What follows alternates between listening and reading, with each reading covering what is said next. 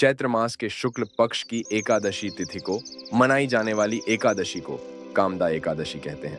मान्यता है कामदा एकादशी का व्रत रखने से सभी पापों से मुक्ति मिल जाती है। जो भक्त कामदा एकादशी की कथा सच्चे मन से सुनता है उसकी जिंदगी बदल जाती है। बड़े बड़े यज्ञों का फल सिर्फ इस कथा को सुनने से ही मिलता है। तो चलिए जानते हैं कामदा एकादशी व्रत कथा। एक बार धर्मराज युधिष्ठिर कहने लगे कि हे भगवान, मैं आपको कोटि कोटि नमस्कार करता हूँ।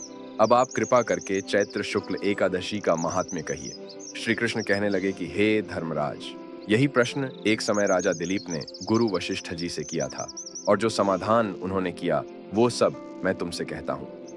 प्राचीन काल में भोगीपुर नामक एक नगर था। वहां पर अनेक ऐश्वर्यों से युक्त पुंडरीक नाम का एक राजा राज्य करता था। भोगीपुर नगर में अनेक अप्सरा, किन्नर तथा गंधर्व वास करते थे। उनमें से एक जगह ललिता और ललित नाम के दो स्त्री पुरुष अत्यंत वैभवशाली घर में निवास करते थे। उन दोनों में अत्यंत स्नेह था, यहाँ तक कि अलग अलग हो जाने पर दोनों व्याकुल हो जाते थे।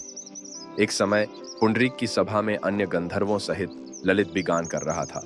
गाते गाते उसको अपनी प्रिय ललिता का ध्यान आ गया और उसका स्वर भंग होने के कारण गाने का स्वरूप बिगड़ गया।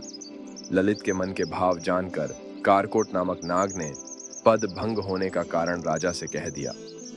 तब पुंडरीक ने क्रोधपूर्वक कहा कि तू मेरे सामने गाता हुआ अपनी स्त्री का स्मरण कर रहा है, अत तू कच्चा मांस और मनुष्यों को खाने वाला राक्षस बनकर अपने किए कर्म का फल भोग। पुंडरीक के श्राप से ललित उसी क्षण महाकाय विशाल राक्षस हो गया।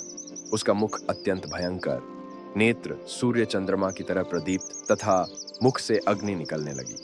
उसकी नाक पर्वत की कंधरा के समान विशाल हो गई और गर्दन पर्वत के समान लगने लगी। सिर के बाल पर्वतों पर खड़े वृक्षों के समान लगने लगे तथा भुजाएं अत्यंत लंबी हो गईं।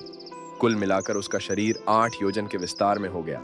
इस प्रकार राक्षस होकर वह अनेक प्रकार के दुख भोगने लगा। जब उसकी प्रियतमा ललिता को यह वृत्तांत मालूम हुआ तो उसे अत्यंत खेद हुआ और वह अपने पति के उद्धार का यत्न सोचने लगी। वह राक्षस अनेक प्रकार के घोर दुहक सहता हुआ घने वनों में रहने लगा। उसकी स्त्री उसके पीछे पीछे जाती और विलाप करती रहती। एक बार ललिता अपने पति के पीछे घूमती घूमती विंध्याचल पर्वत पर पहुंच गई, जहां पर श्रृंगी आर्षि का आश्रम था। ललिता शीघ्र ही श्रृंगी आर्षि के आश्रम में गई और वहां जाकर विनीत भाव से प्रार्थना करने लगी।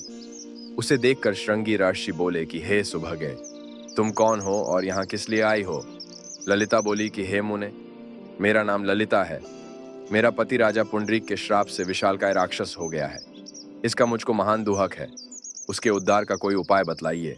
श्रृंगी आर्षि बोले, हे गंधर्व कन्या, अब चैत्र शुक्ल एकादशी आने वाली है, जिसका नाम कामदा एकादशी है।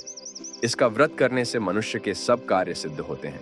यदि तू कामदा एकादशी का व्रत कर उसके पुण्य का फल अपने पति को दे तो वह शीघ्र ही राक्षस योनि से मुक्त हो जाएगा और राजा का श्राप भी अवश्यमेव शांत हो जाएगा। मुनि के ऐसे वचन सुनकर ललिता ने चैत्र शुक्ल एकादशी आने पर उसका व्रत किया और द्वादशी को ब्राह्मणों के सामने अपने व्रत का फल अपने पति को देती हुई भगवान से इस प्रकार प्रार्थना करने लगी, हे प्रभु, मैंने जो यह व्रत किया है इसका फल मेरे पतिदेव को प्राप्त हो जाए, जिससे वह राक्षस योनि से मुक्त हो जाए। एकादशी का फल देते ही उसका पति राक्षस योनि से मुक्त होकर अपने पुराने स्वरूप को प्राप्त हुआ। फिर अनेक सुंदर वस्त्र आभूषणों से युक्त होकर ललिता के साथ विहार करने लगा। उसके पश्चात वे दोनों विमान में बैठकर स्वर्गलोक को चले गए। वशिष्ठ मुनि कहने लगे कि हे राजन, इस व्रत को विधिपूर्वक करने से समस्त पाप नाश हो जाते हैं तथा राक्षस आदि की योनि भी छूट जाती है। संसार में इसके बराबर कोई और दूसरा व्रत नहीं है। इसकी कथा पढ़ने या सुनने से वाजपेयी यज्ञ का फल प्राप्त होता है। कामदा एकादशी का व्रत जरूर रखें।